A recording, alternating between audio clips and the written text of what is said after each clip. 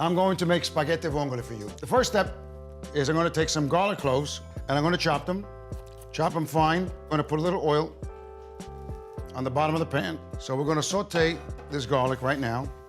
You wanna brown the garlic slowly. The garlic is browned.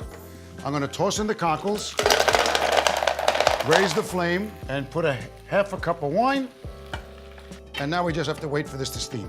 While you're doing this, you have water boiling on the side to boil the pasta. Then, to finish it, we're gonna chop a little parsley on top. So now I'm gonna put the pasta in the pot and take the cockles. And now I'm just gonna mix everything up.